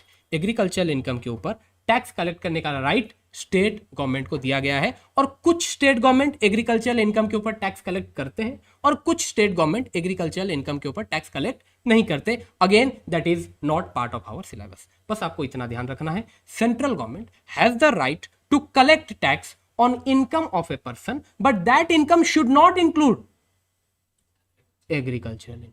करेक्ट, क्योंकि एग्रीकल्चरल इनकम के ऊपर टैक्स कलेक्ट करने का पावर स्टेट गवर्नमेंट के पास है, बराबर। यहां तक क्लियर, सिंपल, कोई दिक्कत वाला बात नहीं। ओके, ठीक है। अभी यहाँ तक क्लियर। नेक्स्ट, तो अभी भाई मोदी जी के पास पावर है, मोदी जी टैक्स कलेक्ट कर सकते हैं। तो अभी टैक्स कलेक्शन होगा कैसे? तेरा 10,000 भाई, तू भाई टैक्स देगा 20,000, मोदी जी का इच्छा, मन की बात। शाम को आ जाएंगे मित्रों, तुम्हारा 20,000, तुम्हारा 30,000। नहीं, ऐसा नहीं हो सकता ना भाई। You have to fix a rate. यार अगर तुम्हारा इनकम इतना है तो तुम्हें इतना टैक्स पे करना पड़ेगा, इररेस्पेक्टिव ऑफ द फैक्ट कि तुम क्या हो, तुम कहां से बिलोंग करते हो, कुछ मैटर नहीं करता। एक फिक्स रेट रखना पड़ेगा, एक प्रॉपर रूल एंड रेगुलेशन बनाना पड़ेगा, है ना। If you are collecting tax there should be a proper rule and regulation, and उस रूल एंड रेगुलेशन को फॉलो करते हुए you have to collect tax over the income of a person. आप खुद बताओ, होना चाहिए या नहीं होना चाहिए? अगर कोई रूल एंड रेगुलेशन नहीं होगा फिर तो भाई सबकी मर्जी। मेरे को मन किया मैं इतना टैक्स दूंगा, मन नहीं किया तो थोड़ा कम टैक्स दूंगा, बिल्कुल मन नहीं किया तो बिल्कुल टैक्स नहीं दूंगा। If there will be no rule and regulation, तो यही होने वाला है ना। क्या वो सही है? नहीं है। There should be a rule and regulation, बराबर। तो अब अगर सेंट्रल गवर्नमेंट को इनकम ऑफ ए पर्सन के ऊपर टैक्स कलेक्ट करना है, सेंट्रल गवर्नमेंट टैक्स कलेक्ट जरूर कर सकती है, but by A proper rule and regulation. एक रूल एंड रेगुलेशन को फॉलो करते हुए उसे ये टैक्स का कलेक्शन करना है, बराबर। ओके, देखो central government has to collect tax from the income of a person by framing required rules and regulations। तो भाई एक रिक्वायर्ड रूल्स एंड रेगुलेशंस तुम्हें बनाना पड़ेगा, उस रिक्वायर्ड रूल्स एंड रेगुलेशंस के तहत ही तुम्हें टैक्स कलेक्ट करना है। क्या यहाँ तक क्लियर है? यहाँ तक क्लियर है। तो अभी सेंट्रल गवर्नमेंट के पास पावर तो है टैक्स कलेक्ट करने का, बट उसे क्या बोला गया? भाई टैक्स कलेक्ट तो तभी कर पाएगा अगर तू एक रिक्वायर्ड रूल एंड रेगुलेशन बनाएगा। तो सेंट्रल गवर्नमेंट बोला इतनी सी बात है, ये तो हम बना ही लेंगे। सो सेंट्रल गवर्नमेंट ने बनाया इनकम टैक्स लॉ। क्या बनाया? Income tax law. ये लॉ किस काम आने वाला है भाई? इनकम टैक्स लॉ का पर्पस क्या है? To collect tax from income of a person, to collect tax from income of a person. यहां तक क्लियर? ओके, एक बार इसका रीडिंग कर ले। ओके, तो देखो अपना फॉर्मेट यही रहने वाला है। मैं आपको पहले यहां पर समझाऊंगा, देन उसको हम बुक से रीड करने वाले हैं, ठीक है।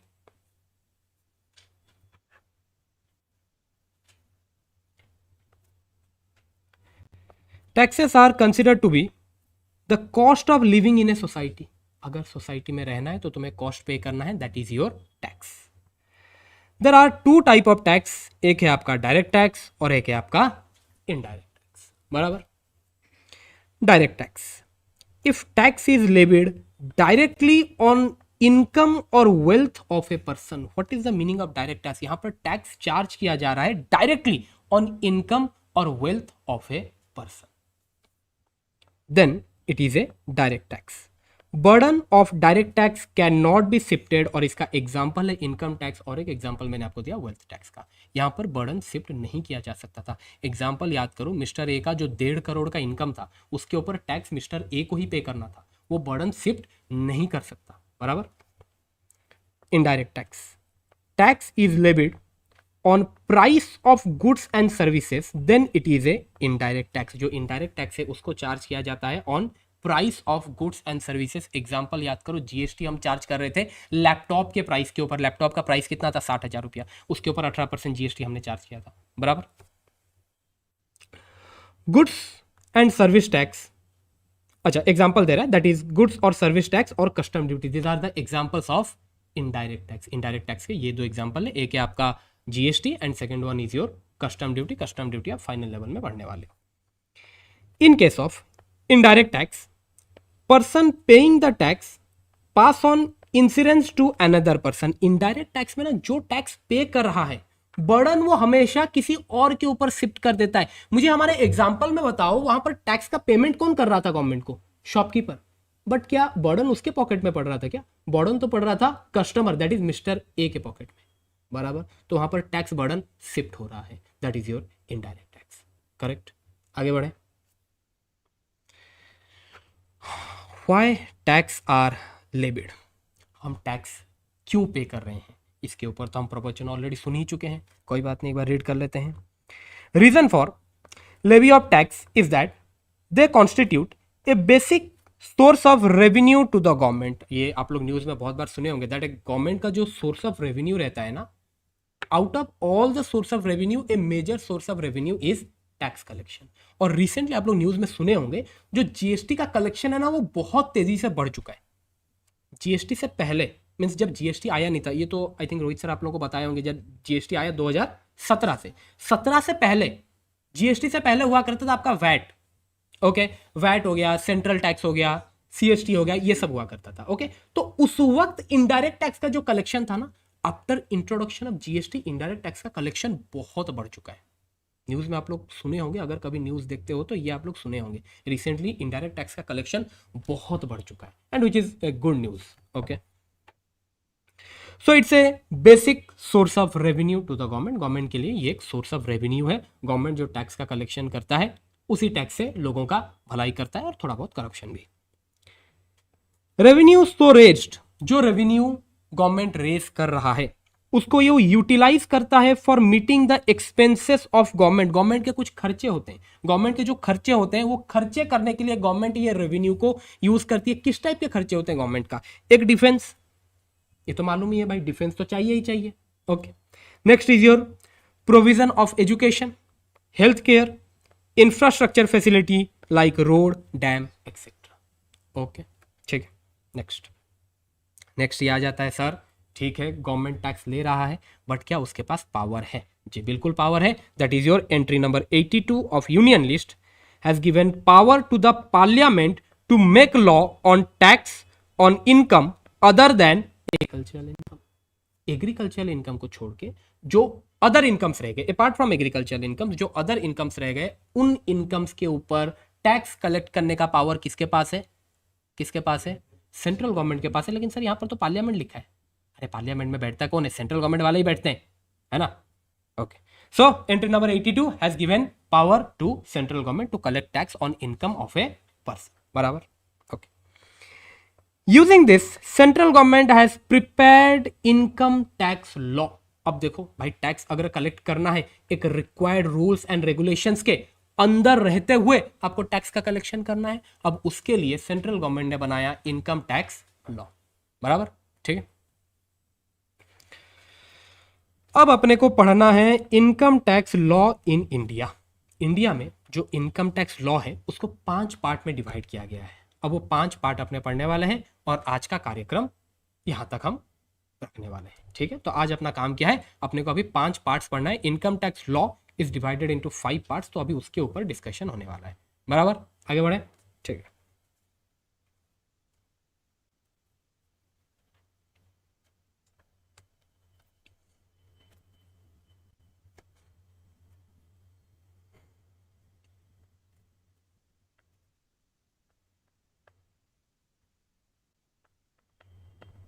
Income tax law in India, income tax law in India.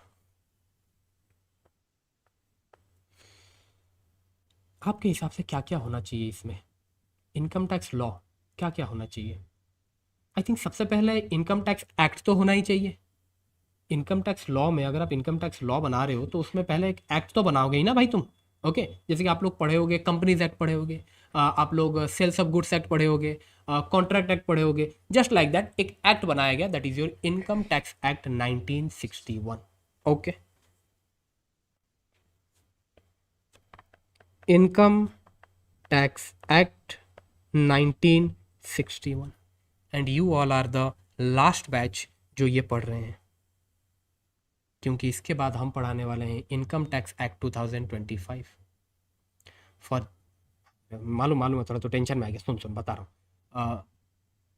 Jan 2027 is your last attempt for Income Tax Act 1961।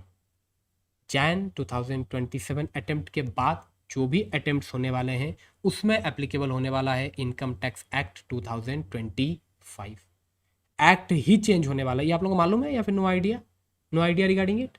थोड़ा मतलब न्यूज़ अगर देखते होगे तो भाई ये तो मालूम होना चाहिए। ओके ठीक है, so you all are the last batch जो ये पढ़ रहे हो। ओके इसके बाद भाई एक्ट ही चेंज होने वाला है।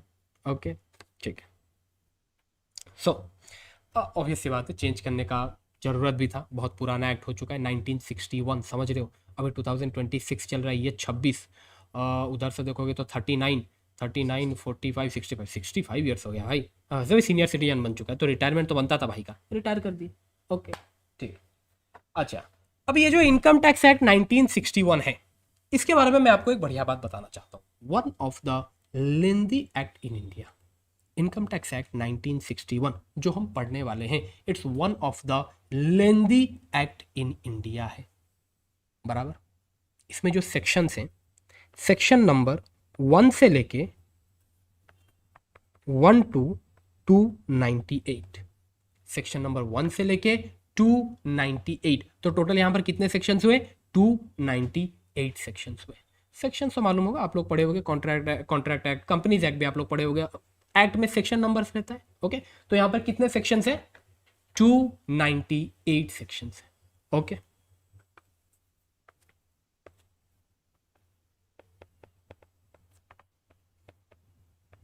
section from 1 to 298 and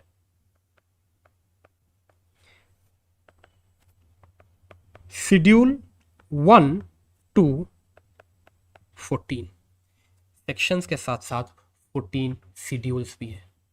okay all these are parts of your income tax act 1961। ठीक है, 298 सेक्शंस लिखने को है, मीन्स यहाँ पर तो मैं लिख दिया 298, बट अगर आप एक्चुअल में देखोगे ये 600-700 सेक्शंस है। ऐसे कैसे सर? आई थिंक सर जो इनकम टैक्स एक्ट लिखा उसका मैथमेटिक्स कमजोर है, तो इतना गड़बड़ी कैसे हुआ? Reason being income tax act में ना आपको ऐसा मिलने वाला है, section 80, 80C, 80D, sorry 80C, उसके बाद 80D, then you will have 80E, 80G, 80I, ऐसा। अब देखोगे तो इसका तो तुम बोलोगे एक सेक्शन है 80, नहीं है, एक नहीं है, ये सेक्शन 80 करके उसमें 50 सेक्शन है। मैं तो सिर्फ 80C बताया, 80C फिर 80CCC, 80CCD वो भी है, 80D, 80DD, 80DDB वो भी है।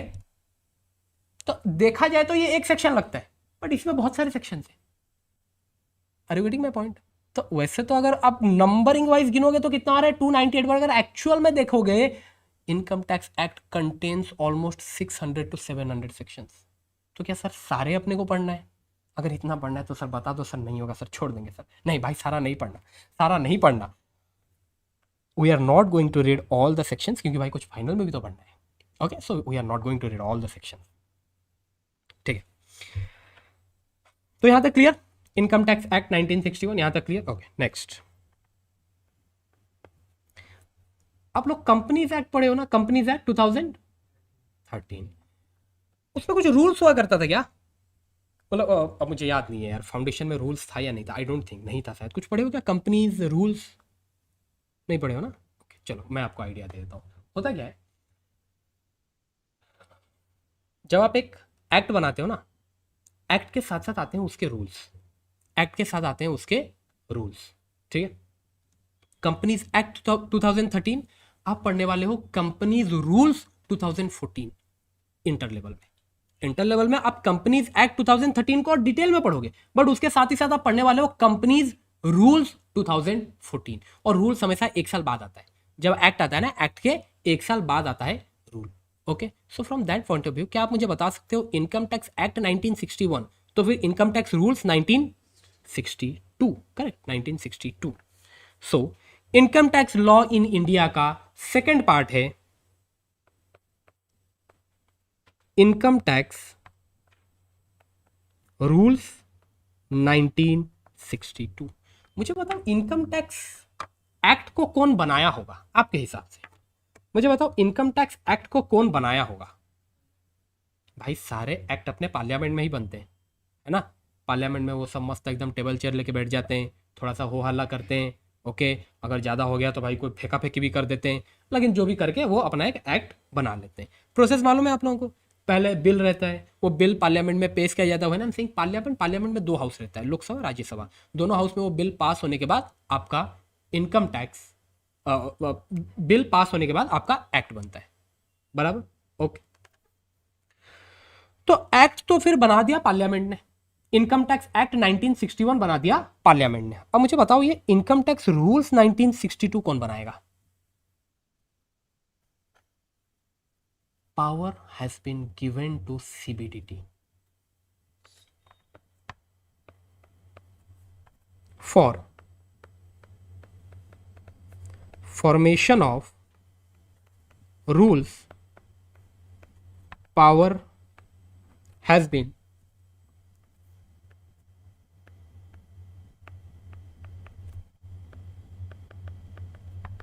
given to CBDT by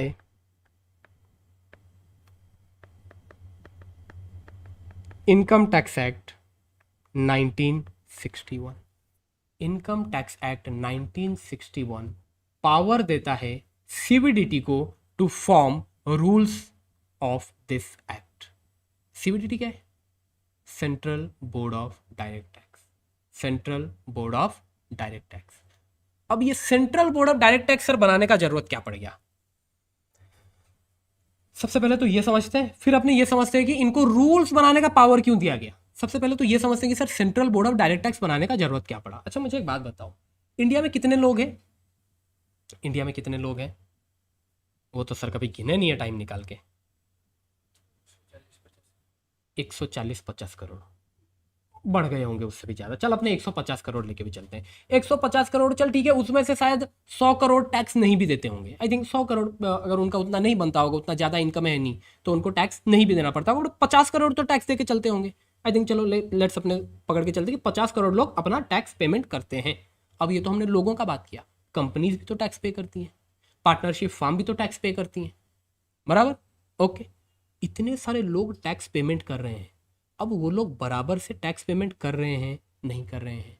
कोई ऐसा तो नहीं कि जो टैक्स पेमेंट करने में चीटिंग कर रहा है। What is the meaning of tax payment करने में चीटिंग कर रहा है?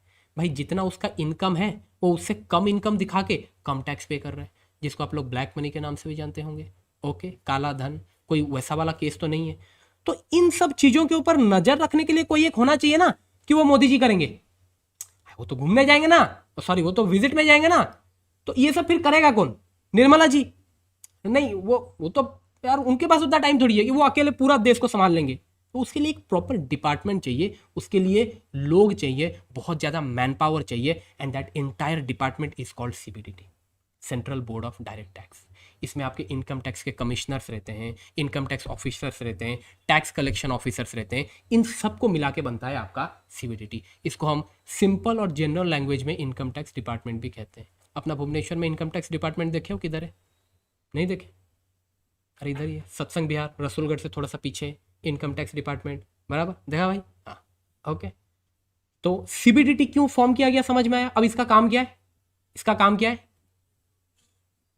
नहीं भाई, नहीं ठीक है, वो काम है उसका, बट मैं अभी आपको जो बताया, हाँ, लोगों के ऊपर नजर रखना कि भाई वो बराबर से अपना टैक्स पेमेंट कर रहे हैं, यानी लोगों के ऊपर नजर रखना कि भाई प्रॉपर ये इनकम टैक्स लॉ का कंप्लायंस करते हुए टैक्स का पेमेंट कर रहे हैं।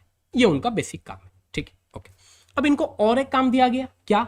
कि भाई अभी जो इनकम टैक्स एक्ट बना हुआ है ना, इसका रूल्स भी तुम बना लो। भाई इनकम टैक्स एक्ट बना हुआ है, अब इसका रूल्स भी तुम बना लो, और उस रूल्स को हम नाम देते हैं income tax rules 1962। But my question is, sir जब एक्ट बन चुका है, क्या उससे काम नहीं चल रहा था? रूल्स बनाने का जरूरत क्या पड़ा? नहीं, एक्ट अपने आप में कंप्लीट नहीं होता। एक्ट अपने आप में कंप्लीट नहीं होता। मैं एक रीजन बताता हूं आपको। इनकम टैक्स एक्ट कहता है that A SSC, SSC means जो टैक्स पे करेगा उसको हम एसएससी बोलते हैं, उसका डेफिनेशन भी है, आगे अपने देखेंगे। एक person who is paying tax, वो डेप्रिसिएशन का डिडक्शन क्लेम कर सकता है। डेप्रिसिएशन आप लोगों को मालूम होगा, डेप्रिसिएशन आप लोगों को मतलब अकाउंटिंग पॉइंट ऑफ व्यू से डेप्रिसिएशन तो आप लोग पढ़े। सो इनकम टैक्स एक्ट ये कहता है, अगर तुम एक बिजनेस करते हो, and you are a businessman, you are going to pay your tax. तो टैक्स पे करने के लिए तुम्हें अपना प्रॉफिट कैलकुलेट करना पड़ेगा ना। If you are a businessman, तुम्हें पहले अपना प्रॉफिट कैलकुलेट करना पड़ेगा, उस प्रॉफिट के ऊपर तुम अपना टैक्स पेमेंट करके चलने वाले हो। अब जब तुम ये प्रॉफिट का कैलकुलेशन करोगे, while calculating your profit, you can claim deduction for depreciation, you can claim deduction for your depreciation. ये कहाँ लिखा गया है भाई? ये कहाँ लिखा गया है? इनकम टैक्स एक्ट में लिखा गया है, सेक्शन 32 में। सेक्शन 32 इनकम टैक्स एक्ट में लिखा गया है दैट तुम नहीं, वहां ढूंढने से नहीं मिलेगा, वहां ढूंढने से नहीं मिलेगा, मत ढूंढो भाई, ये मैं एग्जांपल दे रहा हूं, वहां ढूंढने से नहीं मिलेगा। ओके, सो एक्ट में लिखा गया है कि भाई तुम डेप्रिसिएशन का डिडक्शन क्लेम कर सकते हो। Okay, well and good, but भाई डेप्रिसिएशन का रेट क्या होने वाला है, ये लिखा गया है रूल्स में, ये लिखा गया है रूल्स में, ये एक्ट में मेंशन नहीं रहता।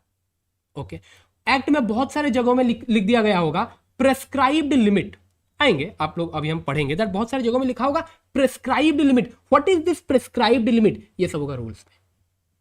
ओके, तो बेसिकली आपको बस अभी ये ध्यान रखना है दैट एक्ट अपने आप में कंप्लीट नहीं होता, एक एक्ट को कंप्लीट करता है रूल्स। समझ रहे हो? बेसिकली हस्बैंड वाइफ वाला रिलेशन है।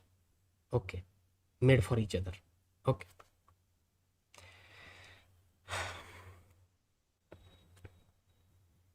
तो रूल्स फ्रेम करने का पावर किसके पास है? रूल्स फ्रेम करने का पावर किसके पास है? सीबीडीटी के पास है। अच्छा, सीबीडीटी को ये पावर कहां से मिला? ये कहां लिखा गया है कि रूल्स सीबीडीटी बनाएगा? सीबीडीटी रूल्स बनाएगा, सीबीडीटी के पास पावर है टू फ्रेम द रूल्स, ये कहां लिखा गया है? जोर से भाई, इनकम टैक्स एक्ट 1961 में लिखा गया है दैट जहां पर भी रूल्स का जरूरत है वो रूल्स कौन बना के चलेगा? सीबीडीटी बना के चलेगा। बराबर, ठीक है।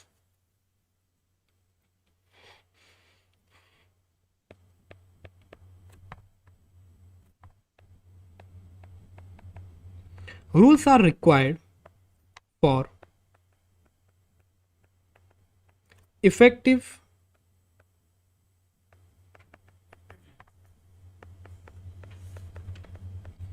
administration of act. एक्ट का इफेक्टिव एडमिनिस्ट्रेशन हो सके, एक्ट को प्रॉपरली इंप्लीमेंट किया जा सके, उसके लिए रूल्स बनाया जाता है। विदाउट रूल्स एक एक्ट कंप्लीट नहीं होता। बराबर, ठीक है। Next,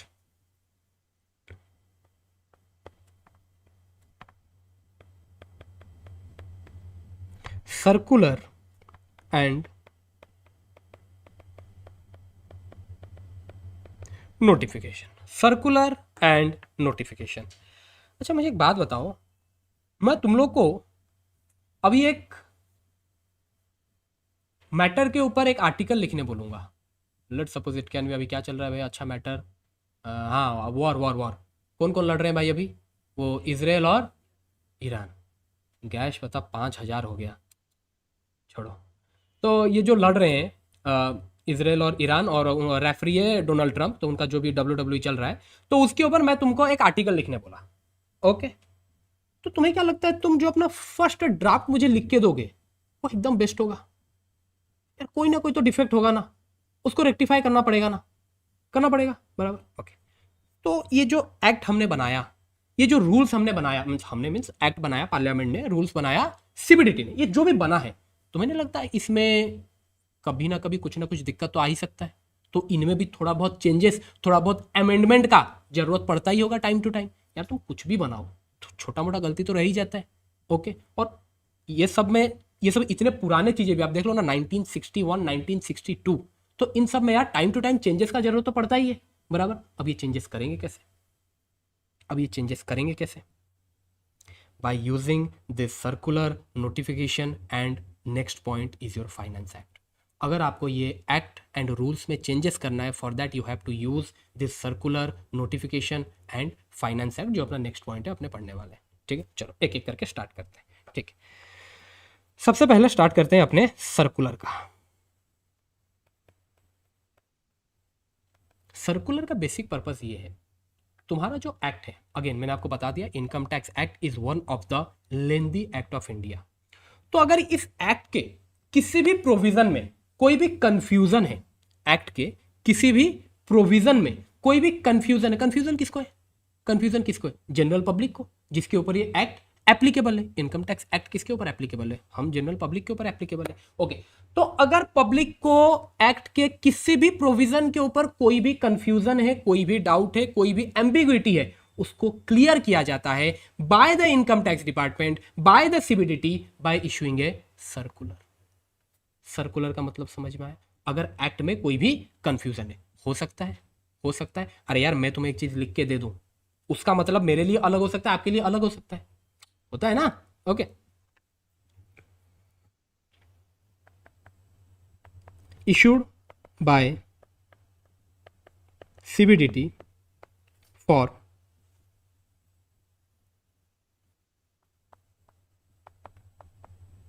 clarity, for clarity of any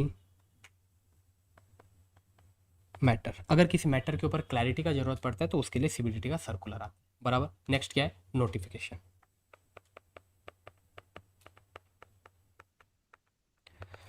अब जो रूल्स है, रूल्स तो हमने बना दिया, बट टाइम टू टाइम उस रूल्स में अमेंडमेंट्स करना पड़ता है, रूल्स में एडिशंस करना पड़ता है। अमेंडमेंट, एग्जिस्टिंग रूल्स में आप कोई चेंजेस कर रहे हो, एडिशन आप कोई नया रूल्स बना रहे हो, all these are done by a notification. अगर सीबीडीटी, अच्छा रूल्स कौन बनाया है? सीबीडीटी, तो उसमें अमेंडमेंट, उसमें एडिशन कौन करेगा? सीबीडीटी करेगा। तो अगर सीबीडीटी रूल्स में कोई भी अमेंडमेंट करता है, अमेंडमेंट का मतलब आपको मालूम है ना, चेंजेस, ओके, तो अगर सीबीडीटी रूल्स में कोई भी चेंजेस करता है या फिर कोई भी एडिशन करता है, all this changes and additions are notified through a notification. जो भी चेंजेस होगा सीबीडीटी पब्लिक को नोटिफाई करेगा, भाई मैंने ये चेंज कर लिया। अब ये नोटिफाई कैसे करेगा? भाई यूजिंग ए नोटिफिकेशन। सो नोटिफिकेशन का मतलब समझ में आया?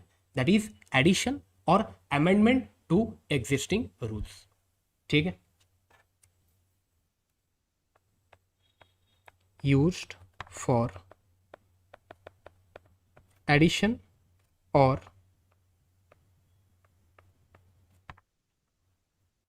amendment to existing rules. Next is your, next क्या बताया था मैंने? नेक्स्ट क्या बताया था?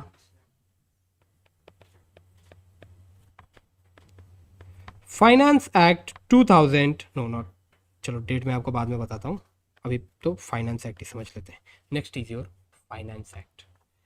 यार अगर रूल्स में चेंज करना है, अगर रूल्स में कोई चेंज करना है, कोई भी एडिशन करना है, उसके लिए नोटिफिकेशन है, लेकिन अगर एक्ट में ही कोई चेंज करना है तो क्या एक्ट में चेंज करने का जरूरत नहीं पड़ता है? बिल्कुल जरूरत पड़ता है। लेकिन मुझे बताओ भाई, अगर एक्ट में चेंज करना है, क्या वो सीबीडीटी कर सकता है? एनी चेंजेस इन एक्ट, क्या वो सीबीडीटी कर सकता है? भाई रूल्स सीबीडीटी ने बनाया, तो रूल्स में अगर कोई चेंजेस करना है तो वो सीबीडीटी कर सकता है बाय इशूइंग ए नोटिफिकेशन। लेकिन अगर एक्ट में चेंजेस करना है, एक्ट कौन बनाया था? पार्लियामेंट। तो अब उसमें चेंजेस कौन करेगा? पार्लियामेंट करेगा। कैसे करेगा? By using finance act, by using finance act. आप लोग सुने होंगे ना दैट हमेशा वो फरवरी के टाइम में एक आता है कि यार बजट आ रहा है, बजट आ रहा है, बजट आ रहा है, यही है फाइनेंस एक्ट, इसी को ही बजट बोलते हैं, ठीक है। आज भाई का आंख खुल गया, यही है भाई, यही है तुम्हारा बजट, फाइनेंस एक्ट, ओके। अब इसका प्रोसेस क्या होता है मैं आपको बताता हूँ। अगेन यहां तक क्लियर है? अगर कोई भी चेंजेस करना है अपने को एक्ट में, कौन एक्ट में चेंजेस कर सकता है? Who can make changes in the act? Parliament कर सकते हैं, क्योंकि भाई एक्ट बनाया पार्लियामेंट है, बराबर, ओके। तो अब अगर पार्लियामेंट में कोई भी चीज तुम्हें अप्रूव कराना है तो भाई मेथड तो आप लोगों को मालूम है, सबसे पहले बनाना रहता है बिल। तो ये जो फाइनेंस एक्ट रहता है ना, पहले ये रहता है फाइनेंस बिल। फाइनेंस बिल में क्या क्या लिखा रहता है? फाइनेंस बिल में लिखा रहता है proposed changes in the act. Act में जो जो प्रपोज्ड चेंजेस हैं, जो प्रपोज्ड चेंजेस वो करना चाहते हैं, ये सब कहां लिखा रहता है? फाइनेंस बिल में लिखा रहता है, ओके। अब ये बिल कहां प्रेजेंट किया जाता है? पार्लियामेंट में प्रेजेंट किया जाता है, पार्लियामेंट को दोनों हाउस में प्रेजेंट किया जाता है, थोड़ा सा हो हल्ला होता है, फिर बिल अप्रूव हो जाता है। एक बार वो बिल पार्लियामेंट में अप्रूव हो गया, फिर उसको साइन करते हैं प्रेसिडेंट। एक बार वो बिल साइन हो गया, अब वो फाइनेंस बिल बन जाता है आपका फाइनेंस एक्ट। और उस फाइनेंस एक्ट में लिखा हुआ रहता है changes to income tax act. Income tax act में जो भी चेंजेस करना चाहते हैं वो सब कुछ मेंशन रहता है आपका फाइनेंस एक्ट में, बराबर। और ये फाइनेंस एक्ट हर साल आता है। एंड हर साल इनकम टैक्स एक्ट 1961 में कुछ ना कुछ अमेंडमेंट, कुछ ना कुछ चेंजेस होता है। क्लियर? ओके, सो हम इनकम टैक्स एक्ट 1961 पढ़ने वाले हैं, but amended as per finance act 2025। Amended as per finance act 2025 means जब हम ये इनकम टैक्स एक्ट 1961 पढ़ रहे हैं, इसके साथ फाइनेंस एक्ट 2025 के सारे अमेंडमेंट्स को हम कंसीडर करके चल रहे हैं। तो फिर सर क्या ये सारे अमेंडमेंट हमारे नोट्स में हो चुके हैं? हाँ, हो चुके हैं। Okay, it is completely amended notes applicable for your exam. Okay, clear है? ठीक है, यहाँ तक क्लियर? फाइनेंस एक्ट का मतलब समझ में आया, फाइनेंस एक्ट कैसे बनता है समझ में आया? क्लियर? ओके, तो अपने को क्या एप्लीकेबल है? फाइनेंस एक्ट 2025 कैसे बना होगा ये? सबसे पहले तो ये फाइनेंस बिल 2025 होगा, दोनों हाउस में, लोकसभा राज्यसभा में ये पास हुआ होगा। फाइनेंस बिल 2025 को साइन किए होंगे प्रेसिडेंट, फिर ये बन गया फाइनेंस एक्ट 2025। इसमें क्या लिखा गया है? Changes to income tax act 1961, amendment to income tax act 1961। Clear? Clear? आगे बढ़े।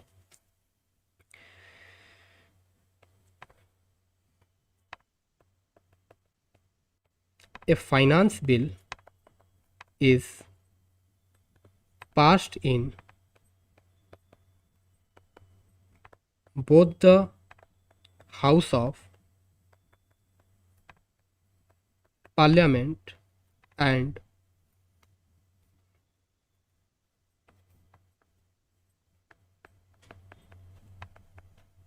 after the signature of President, it is considered as finance act and इसमें रहता है amendment to income tax act 1961। Correct? Okay, last वाला भाई जो है तुम्हारा, that is your case law. Case study नहीं भाई, केस स्टडी तो वो है जो एग्जाम में आता है, ये मैं केस लॉ का बात कर रहा हूं।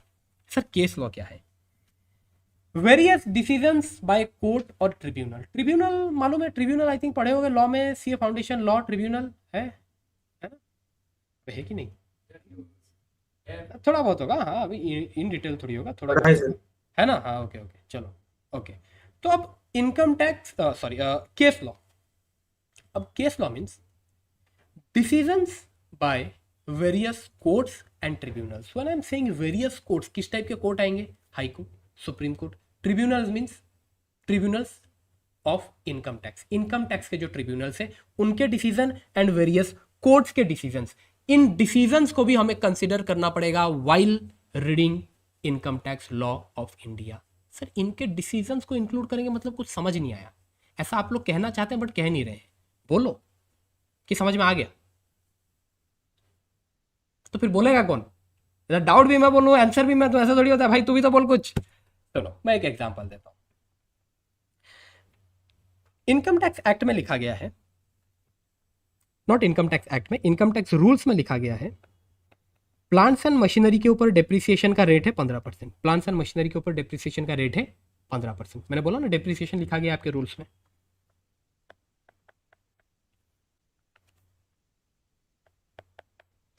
कंप्यूटर के ऊपर डेप्रिसिएशन का रेट दिया है वो 40%।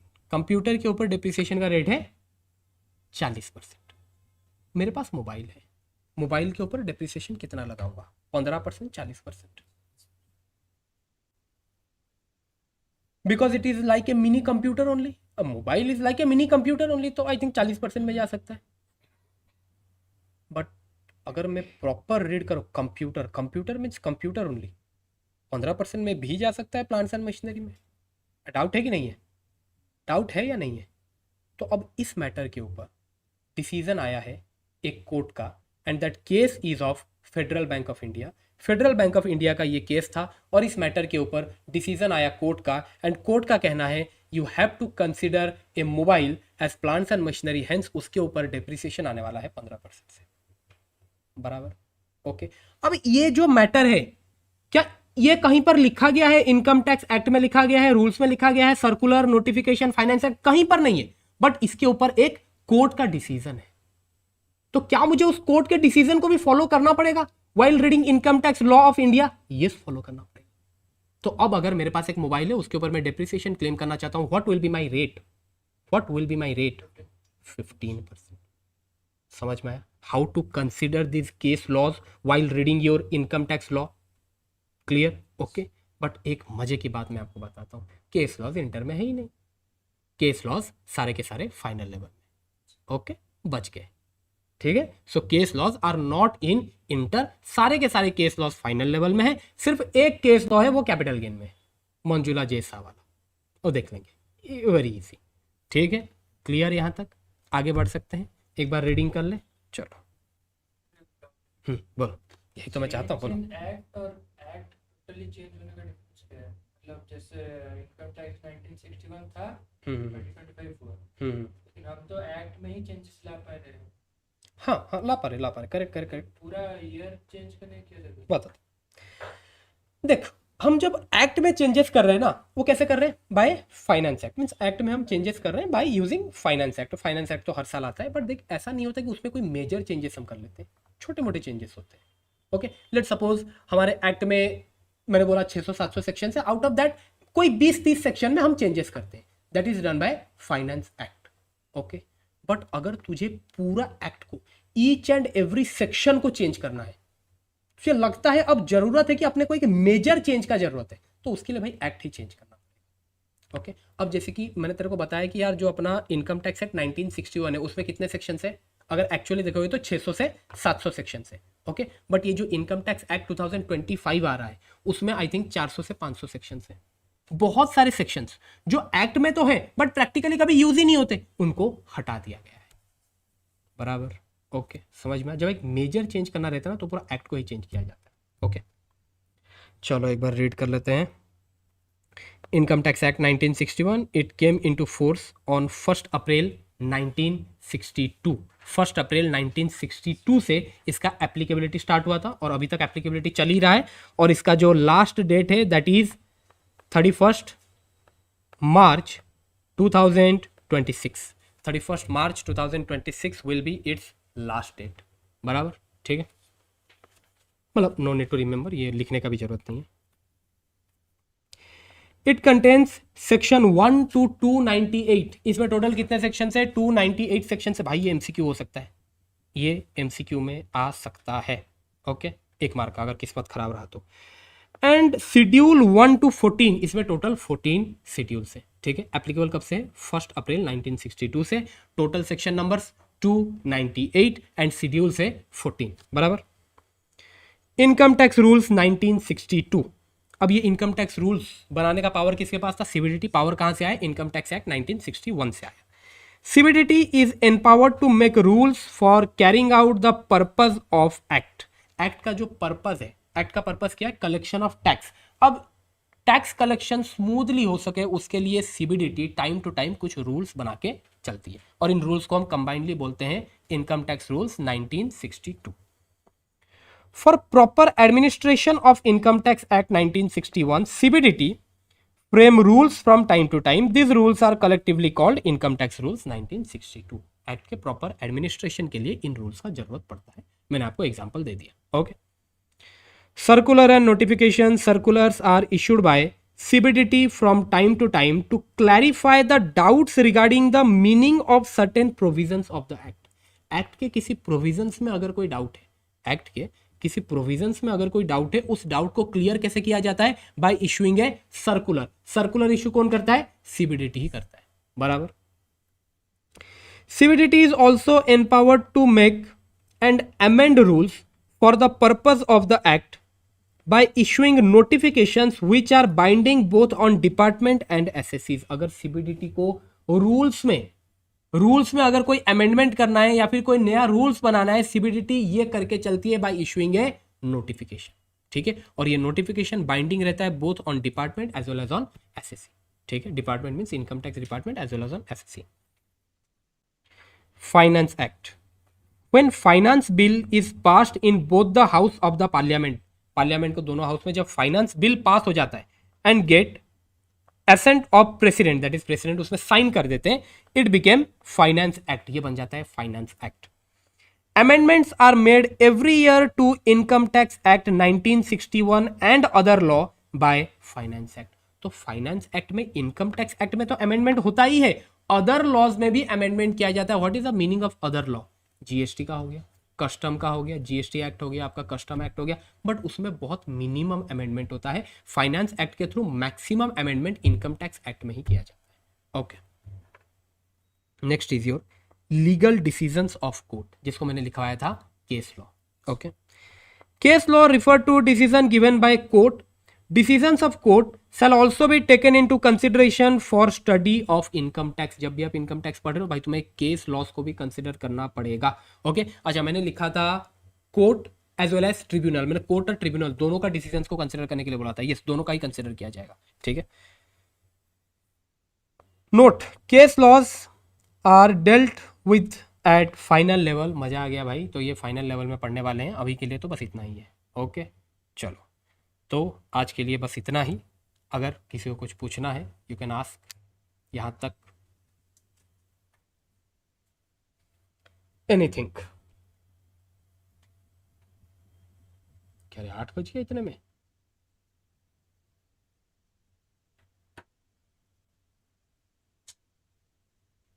कुछ नहीं, चलो ठीक है।